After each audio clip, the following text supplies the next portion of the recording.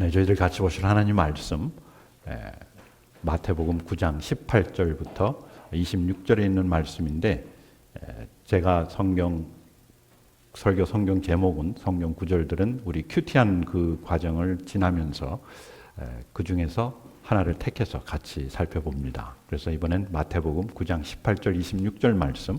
근데 마가복음에 그 내용이 똑같이 기록되어 있는데 마가복음 내용이 조금 더 자세하고 조금 더 우리에게 와닿는 내용들이 많이 있습니다. 그래서 마가복음을 읽기로 하겠습니다.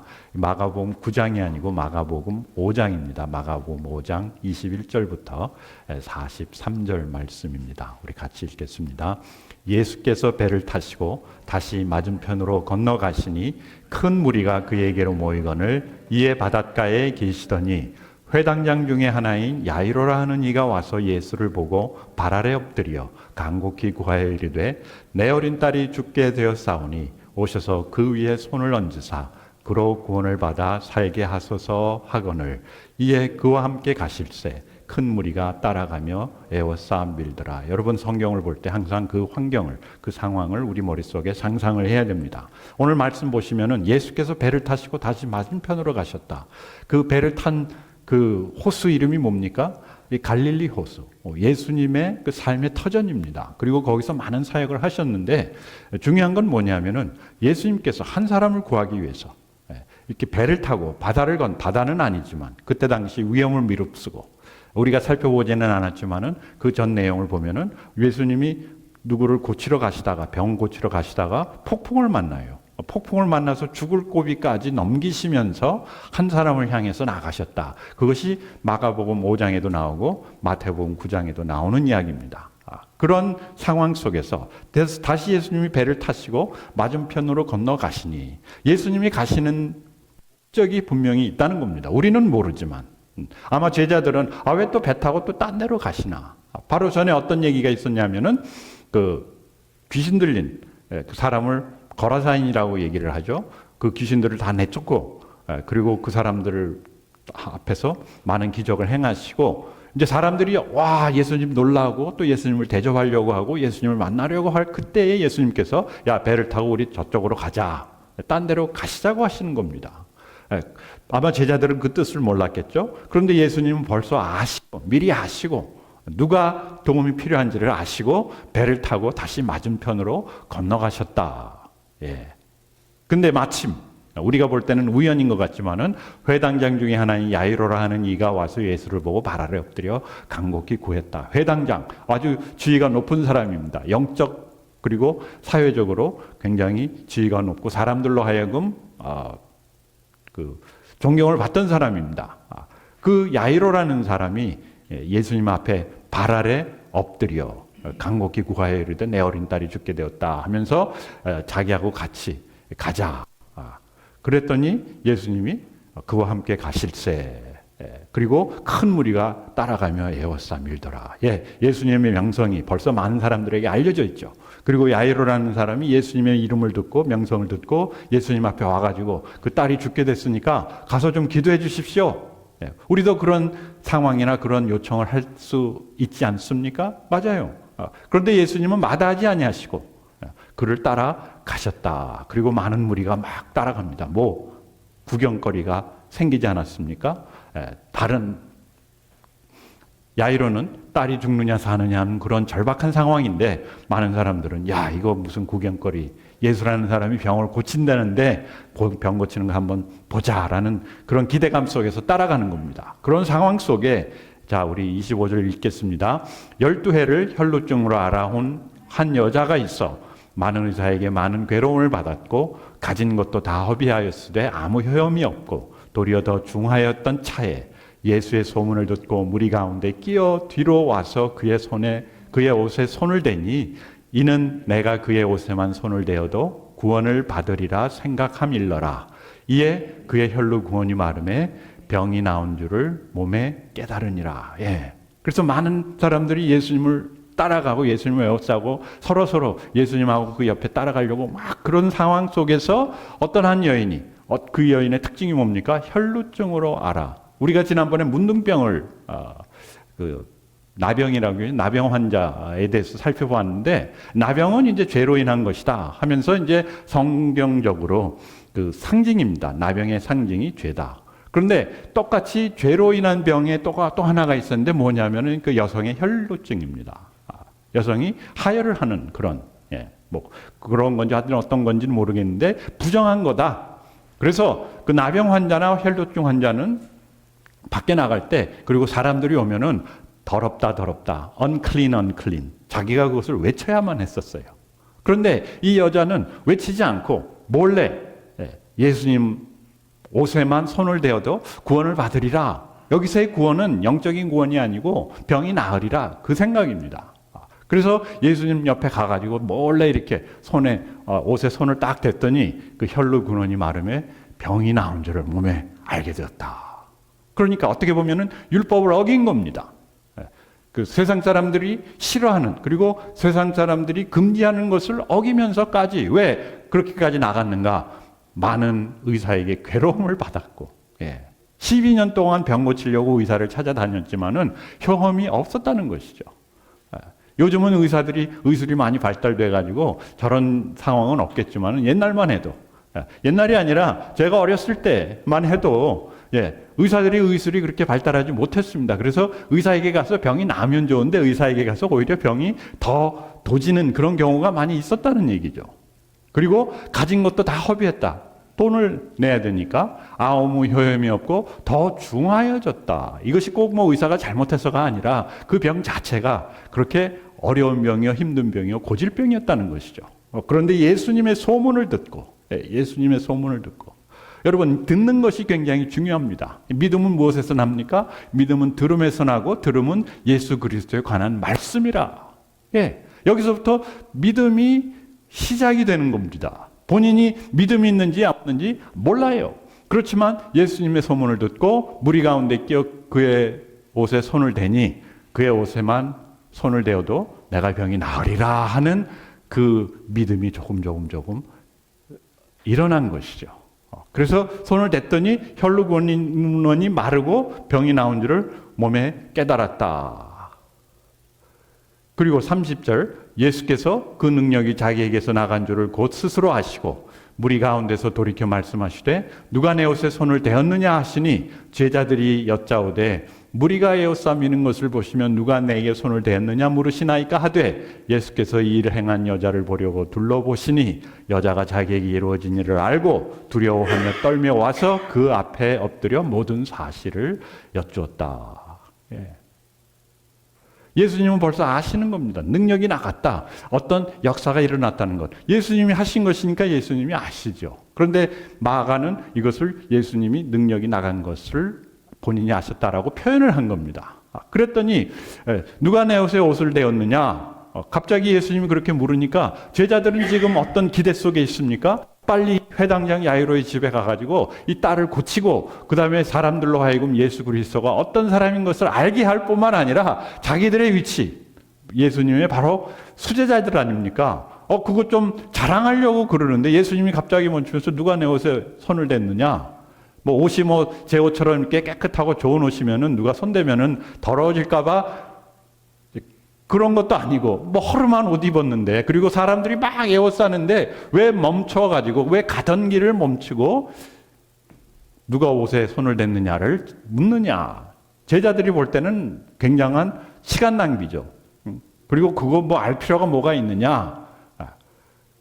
그랬을 때 예수께서 이 일을 행한 여자를 보려고 둘러보셨다. 예수님은 누구에게 초점을 맞추고 있는 겁니까? 자기에게 손을 댄 이 여인. 그랬더니 이 여자가 자기에게 이루어진 일을 알고 두려워하며 떨며 와서 그 앞에 엎드려 모든 사실을 여쭈었다. 모든 사실이 어떤 사실입니까? 자신이 혈루증 있는 것뿐만 아니라 예수님의 옷에 손을 대어가지고 나았다는 것뿐만 아니라 모든 일은 뭡니까? 지금까지 자기가 겪었던 모든 일, 지난 12년 동안 옛날에 하면서 자기가 이렇게 고생을 했는데 지금 예수님께 손을 대어서 병이 나았습니다를 얘기하는 겁니다. 34절 우리 같이 읽겠습니다. 예수께서 이르시되 딸아 내 믿음이 너를 구원하였으니 평안히 가라 내 병에서 놓여 건강할지어다. 아직 예수께서 말씀하실 때 회당장의 집에서 사람들이 와서 회당장에게 이르되 당신의 딸이 죽었나이다. 어찌하여 선생을 더 괴롭게 하나이까? 예수께서 그 하는 말을 곁에서 들으시고 회당장에게 이르시되 두려워하지 말고 믿기만 하라. 예수님이 그 여인을 만나가지고 같이 이야기하고 그 여인을 도와주는 것은 좋은데 문제는 뭡니까? 문제는 야이로예요. 자기 딸이 지금 죽고 있는데 언제 죽을지 모르는 그러한 급한 상황 속에서 야 이제 예수님이 나를 따라오고 안수만 하면 되겠구나 하는 안도 속에 있었는데 갑자기 어디서 누가 나타났습니까? 이 혈루증 걸린 여인이 나타나면 안 되는 여자입니다. 사람들 앞에 나타나면 안 되는 여자가 나타나가지고 뭘 하고 있는 겁니까? 예수님 붙들고 옛날 12년 전 얘기를 계속 하는 겁니다. 그리고 예수님은 야이로가 옆에 있는지 없는지도 모르는 것처럼 그냥 이 여인하고 소위 말해서 노닥거리고 계시는 거예요. 대화하고 있는 겁니다. 그리고 예수님이 따라 내 믿음이 너를 구원하였으니 평안히 가라. 이상한 얘기, 이해도 잘 안 되는 얘기. 그렇게 말씀하고 있을 때, 대화하고 있을 때 누가 옵니까? 회당장 집에서 사람들이 와가지고 아이고 이제 더 이상 예수님을 괴롭히지 마십시오. 당신의 딸이 죽었습니다. 진짜 그런 예수님을 괴롭히지 말라는 예수님을 위해서 그 말을 했을까요? 제가 생각할 때는 좀 비꼬는 듯이 아마 했을지도 모르겠어요. 이 예수라는 사람이 빨리 와가지고 고쳤으면 될 텐데 그것도 안 하고 괜히 여기서 시간을 끌다가 딸이 죽게 되었나이다. 더 이상 선생을 괴롭게 하지 마소서. 그랬더니 예수님께서 그 말을 곁에서 들으시고 회당장에게 이르시되 두려워하지 말고 믿기만 하라. 두려워하지 말고 믿기만 하라. 그리고 예수님께서 베드로와 야고보의 형제 요한 외에 아무도 따라옴을 허락하지 아니하시고 회당장의 집에 가서 떠드는 것과 사람들이 울며 심히 통곡함을 보시고 들어가서 그들에게 이르시되 너희가 어찌하여 떠들며 우느냐 이 아이가 죽은 것이 아니라 잔다 하시니 그들이 비웃더라. 그렇지 않겠어요? 그 사람들은 죽은 자가 살아나는 것을 본 적도 없고 이러한 병든 자가 다시 병고침을 받는 것을 체험한 적이 없기 때문에 그리고 그 당시의 의술로 아마 야이로는 회당장일 뿐만 아니라 돈도 있었고 명성도 있었고 사람들이 존경을 했기 때문에 딸이 아플 때 12살 난 어린 딸 얼마나 귀엽습니까? 얼마나 아깝습니까? 이 어린아이가 병들어 고생하고 있는데 모든 일을 했지만은 아무런 효험이 없었다는 것이죠. 그리고 죽었을 때 예수님이 왔고 너희가 어디 떠들며 우느냐 이 아이가 죽은 것이 아니라 잔다 하니까 그들이 비웃더라. 비웃을 수밖에 없는 것이죠. 왜? 하나님의 일은 우리 인간의 눈으로 이해할 수가 없기 때문에 예수께서 그들을 다 내보내신 후에 아이의 부모와 또 자기와 함께한 자들을 데리시고 아이 있는 곳으로 들어가셨다. 자, 하나님의 역사는 하나님을 추종하는 분들, 하나님의 제자들 그리고 그 일에 몰입되어 있는 사람들과 일어난다는 것을 여기서 보여주고 있습니다. 그 다음에 41절 같이 읽겠습니다. 그 아이의 손을 잡고 이르시되 달리다굼 하시니 번역하면 곧 내가 네게 말하노니 소녀야 일어나라 하심이라. 소녀가 곧 일어나서 걸으니 나이가 12살이라 사람들이 곧 크게 놀라거늘 예수께서 이 일을 아무도 알지 못하게 하라고 그들을 많이 경계하시고 이에 소녀에게 먹을 것을 주라 하시니라. 그래서 예수님께서 진짜 야이로와 그 다음에 제자 세 사람을 데리고 가지 않았습니까? 거기에서 하나님의 놀라우신 능력을 나타내셨을 뿐만 아니라 그 아이가 확실하게 살아났음을 모두에게 증명한 겁니다. 이 아이에게 먹을 것을 주라. 우리는 이러한 두려운 상황에 마주칩니다. 12년간의 혈루증, 12살 딸의 생사를 오가는 병. 아까 우리가 기도를 했지만은 우리가 알지 못하게 다가오는 그런 어려움들이 얼마나 많습니까? 질병은 물론이요, 경제적으로 문제가 생기고 사회적으로 어려움이 있고 또 자라나는 세대들, 이 아이들이 어떻게 살아날 거고 또 어떤 삶을 살 것인지 어떤 사회가 될 것인지 거기에 대한 두려움이 많이 있지 않습니까? 그런 가운데서 예수님은 뭐라고 말씀하십니까? 야이로가 이제 딸이 죽었다, 이제 소망이 없다라고 생각할 그 순간에 예수님이 두려워 말고 뭐 하기만 하라? 믿기만 하라. 그러면 우리가 믿기만 하면 되느냐는 것이에요. 여러분들 그런 상황 많이 들어가지 않았습니까? 돈이 없을 때, 직장이 없을 때, 특별히 이제 병에 들어서 아프신 분들 있을 때 믿기만 하면 된다라는 그러한 가르침이나 그러한 교회 문화 속에서 자, 우리 믿자, 믿고 기도하자. 믿습니다. 예수님의 이름으로 믿습니다 하면서 아멘 했는데 병이 나면 좋은데 안 낫는 경우가 더 많다는 얘기예요. 어느 정도 많냐 하면은 제 경험으로 볼 때는 100에 하나 낫습니다. 예. 기도 때문에 낫는지 어떻게 낫는지는 모르지만 100에 하나 낫는데 그러면 나머지 99명은 어떻게 되느냐는 것이죠. 그러면 모든 사람이 다 낫는 것 같은데 목사님은 왜 그렇게 부정적으로 얘기합니까? 그런 사람들이 있어요. 근데 그게 부정적인 것이 아니라 사람들 간증하는 건 좋은 것만 간증합니다. 그렇지 않습니까? 내가 11조를 했더니 복을 받았다. 장사가 잘 됐다. 내가 주일날 가게 샀더니 손님들이 더 많이 오더라. 그런 식으로 간증을 하는데 그것은 그 사람의 특별한 케이스죠. 그런데 잘 안 된 경우는 우리가 간증을 안 해요. 그러니까 안 들리는 겁니다. 못 듣는 거예요. 그러니까 우리가 듣는 것은 다 된 것만 들으니까 기도했는데 병 났더라. 목사들도 마찬가지 아닙니까? 안수 기도를 했더니 이 사람이 나았더라. 제가 안수 기도를 해서 난 사람이 한두 명 있어요. 그렇지만 안수 기도를 한두 명만 했습니까? 아니에요. 수많은 사람 안수 기도 했는데 어떤 때는 하나하나 하기 힘드니까 그냥 다 받아라 하면서 이렇게 하는 목사님들도 있어요. 그랬는데 낫는 사람은 그 중에 한 명. 나머지는 그러면 어떻게 한다는 겁니까? 믿음이 없는 겁니까? 아니에요. 믿으려고 했는데 믿어지지가 않은 경우도 있고 그런 믿음은 믿음이 아니라는 거예요. 그래서 우리가 살펴보면요. 성경이 이렇게 얘기를 합니다. 히브리서 11장 1절 2절 보면은 우리 같이 읽겠습니다. 믿음은 바라는 것들의 실상이요 보이지 않는 것들의 증거니 선진들이 이로써 증거를 얻었느니라. 자, 우리 기독교 신앙은 우리가 하나님의 은혜로 말미암아 그 다음에 무엇으로요? 하나님의 우리 구원은 제가 갑자기 생각이 안 나. 에베소서 2장 8절 보면은 믿음으로 말미암아 하나님의 은혜로 인한 우리의 구원. 믿음으로 말미암아입니다. 믿음으로 말미암아인데 그러면은 무엇을 믿느냐는 거예요. 예수님께서 그렇지 않았습니까? 너희는 믿기만 하라 그랬는데 히브리서 11장 보니까 믿음은 바라는 것들의 실상이요 보이지 않는 것들의 증거니 선진들이 이로써 증거를 얻었느니라. 자, 그러면 내가 믿으면은 바라는 것이 이루어진다라고 이것을 설명을 합니다. 그러나 그것이 아닙니다. 예. 여기에서 믿음은 바라는 것들의 실상이요 보이지 않는 것들의 증거라고 하니까 보이지 않는 것도 내가 믿습니다 하면 된다는 얘기예요. 그런데 그것이 믿음이 아닙니다. 왜냐? 안 되니까. 그리고 바라는 것이 이루어지지 않으니까. 제가 이 교회에 오면서 바라는 것들 중에 하나가 뭐냐면은 우리 여러분들이 참 주님의 귀한 제자들이 돼서 말씀 훈련하는 사람들이 돼서 참 적어도 한 분이 한 3명 정도는 말씀을 주고받고 가르치는 그런 소그룹을 인도하는 인도자가 되게 하시옵소서 믿었는데 제가 믿음이 부족한 건지 여러분들이 부족한 건지 어떤 건지 모르겠는데 이루어지지 않더라는 것이죠.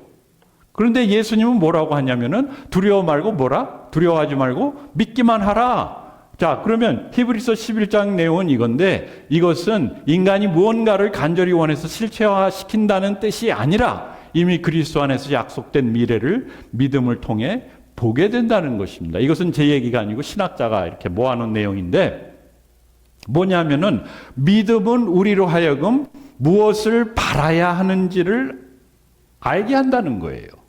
그리고 우리의 미래에 어떤 약속이 있는지를 알게 한다. 무엇을 통해서? 믿음을 통해서. 그래서 우리가 무엇을 바라고 무엇을 보고 무엇을 선택하고 무엇을 기도해야 하는지를 밝혀주는, 도와주는 것이 뭐다? 그것이 믿음이다. 예.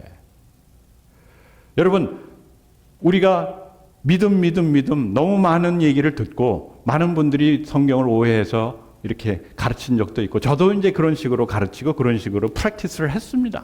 그런데 제가 신앙생활 50년, 목회 40년을 종합해서 보면은 결국 믿음이라는 것은 우리가 무엇을 바라고 무엇을 보고 무엇을 선택하고 무엇을 기도해야 하는지를 보게 하는 예.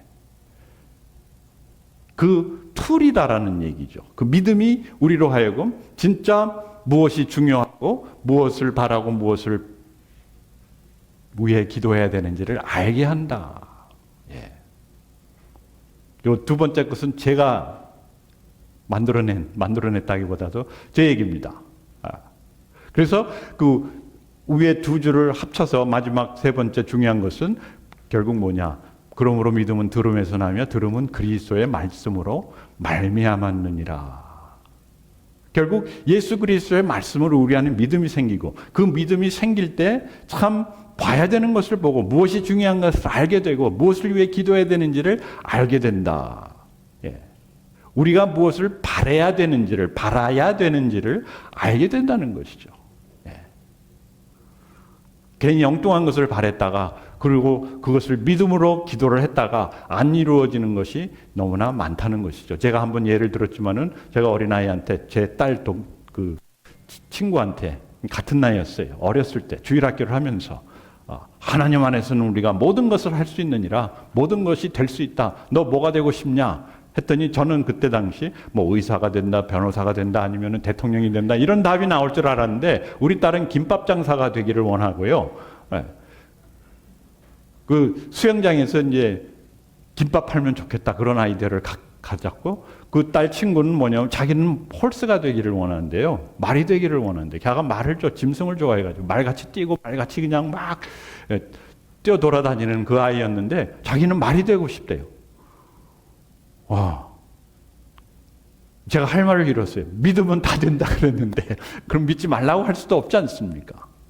그래서 여러분 우리가 참 믿음이 무엇인가? 우리 기독교 신앙, 특히 그리스도, 예수 그리스도를 믿는 우리들인데 그러면 우리가 무엇을 믿어야 되는가?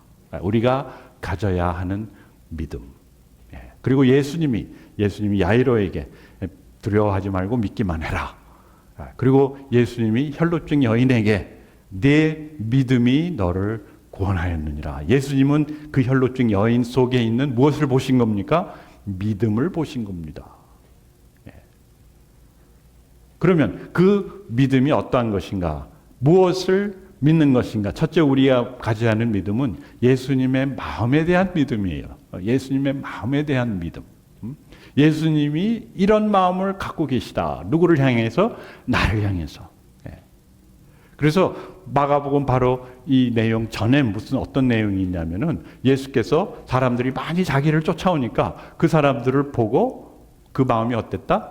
그 마음이 목자 없는 양과 같아서 불쌍히 여기셨다. compassionate 한 마음. 예수님의 하트, 하나님의 마음을 아는 것이 믿음의 시작이에요.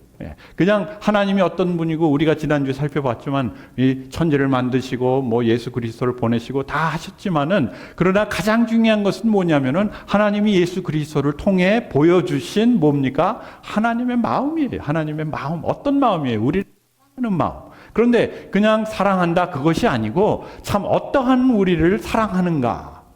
혈루증 여인 보세요. 아무도 그 여인을 사랑할 사람이 없고 그 여인이 사랑받을 자격이 없는 사람이에요.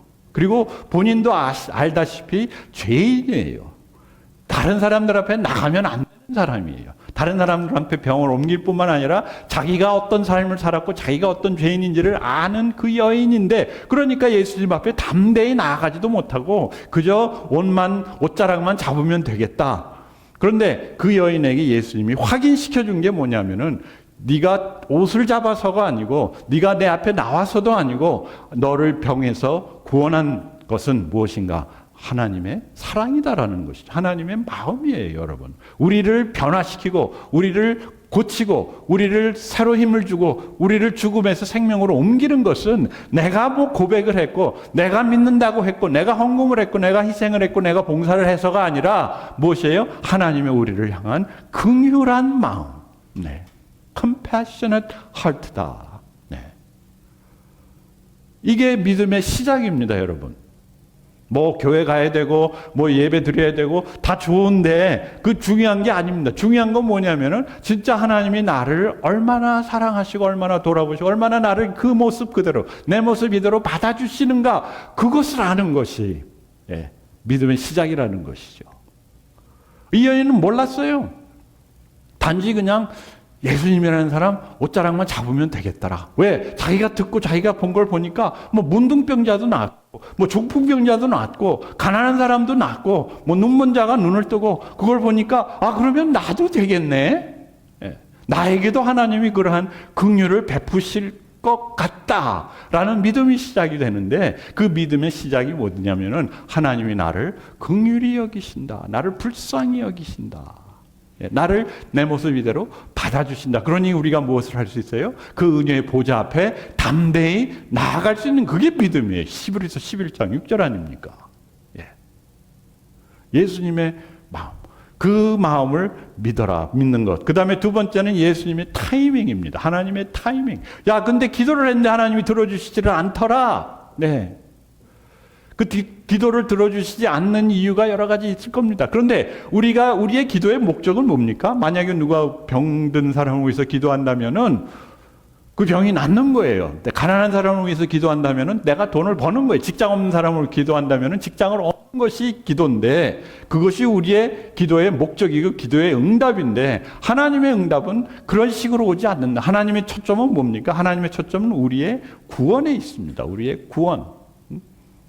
네 믿음이 너를 구원하였으니 평안히 가라라고 그 여인에게 말하지 않았습니까? 구원이라는 것은 그런 두려움, 그런 어려움, 그런 외로움, 그런 괴로움에서 어떻게 되는 겁니까? 벗어나는 거예요. 예. 병이 꼭 나야 그것을 벗어나는 것은 아닙니다. 제가 2주 전에 진짜 암 선고를 받고 암 선고를 2년 전에 받으셨어요. 그런데 이제 그게 다시가 아니라 그분은 암 치료를 받지 않고 2년을 계속해서 그냥 보통 생활을 하면서 버텼는데 2주 전에 의사한테 갔더니 이제 2달 남으셨습니다. 2주가 아니라 벌써 석 주 지났죠. 그러니까 이제 1달 남았어요. 네?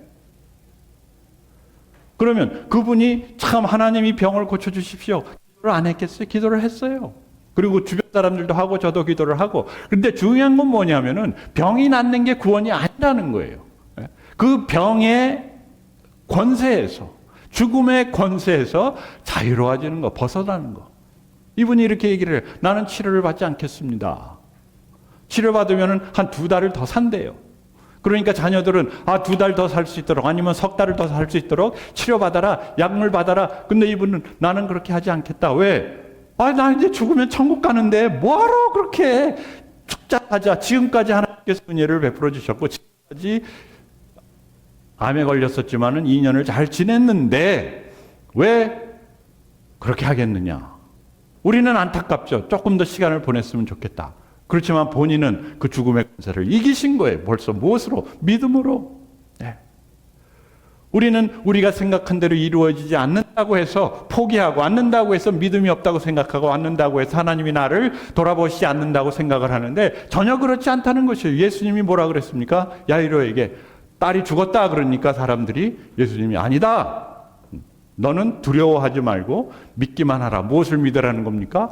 나의 타이밍을 믿어라. 하나님의 시간. 네, 하나님의 시간. 네. 이것은 진짜 지나고 나지 않으면 알 수 없는 것이 하나님의 시간인데 우리는 시간과 공간을 초월한 그 하나님의 권세를 믿어야 된다는 것이요. 네. 여러분 기도하는데 이루어지지 않은 것이 있습니까? 꼭 기도하는 것을 이루어지기 위해서보다는 그 위에 계신 하나님의 뜻 뭡니까? 우리로 하여금 그러한 기도 제목으로부터 그러한 두려움에서 어려움에서 외로움에서 아픔에서 해방되는 자유함을 얻는 그 믿음, 그 하나님의 타이밍, 그리고 세 번째 하나님의 권위, 하나님의 어서리티입니다. 우리가 믿어야 되는 것, 하나님은 지금 이루어지지 않았더라도 그리하지 아니하실지라도 하나님은 하나님이시고 하나님은 나를 사랑하시고 하나님은 이 세상 모든 것의 권위자이십니다. 주인이십니다. 하나님의 권위. 예수님께서 그 권위를 보여주시지 않았습니까? 그러니까 다른 사람들이 예수님을 봤을 때 그의 가르침은 다른 사람들, 다른 서기관들, 다른 제사장들과는 달리 권세 있는 자와 같았더라. 그 예수님의 권세. 어떤 권세입니까? 죽음 위에서 역사하시는 우리의 문제보다 더 크신 하나님의 권세. 우리가 볼 때는 지금 상황이 두렵고 상황이 어렵고 문제가 진짜 심각하고 꼭 죽을 것만 같지만은, 그러나 그 위에 계신 하나님의 권세, 폭풍을 맞아가지고 죽어가는, 폭풍을 맞아서 예수님께 제자들이 불평하지 않았습니까? 불평이라기보다도 그냥 절규한 겁니다. 주여 우리를 돌아보시지 아니하시나이까 우리 죽게 됐습니다. 그러나 예수님께서 너희들 왜 이렇게 시끄러워하느냐, 시끄럽느냐, 조용히 해라. Fear not, 두려워하지 말고 하나님이 역사하시는 것을 보아라. 이게라기보다도 이 세 가지가 우리가 믿는 믿음의 핵심입니다, 여러분. 그리고 지금까지 여러분들이 이것을 믿어왔을 것입니다. 그런데 오늘 이 시간 저희들이 필요한 것은 뭐냐면은 이 믿음을 정리를 하는 겁니다. 그래서 내가 믿는, 그리고 우리가 믿어야 하는, 그리고 우리가 가져야 하는 믿음의 핵심이 무엇인가? 예수님의 나를 향한 그 마음. 그것을 어디서 볼 수 있습니까? 혈루증 여인을 향한 예수님의 마음을 보시면 알 수 있지 않습니까? 그리고 예수님의 타이밍. 비록 내가 원하는 것이 내가 원하는 시간에 내가 원하는 장소에서 내가 원하는 대로 이루어지지 않을지라도 하나님께서 역사하고 계시다. 주관하고 계시다. 라는 하나님의 타이밍과 하나님의 권세, 권위인 이 세상 천 만물을 말씀으로 지으신 그분에게서는 뭐가 없다? 능치 못할 일이 없는 그 하나님을 믿는 권위. 그러니까 내가 죽더라도 나의 죽음의 권세를 그 위에 계신 하나님의 어토리티가 분명히 있으니까 천국 갔다 온 사람도 없고 내가 천국에 가보지는 않았지만은 예수님께서 전해주신 그 말씀의 권세를 믿고 그 예수 그리스도의 삶을 따라가는 것이죠. 우리의 신앙생활입니다. 같이 기도하겠습니다.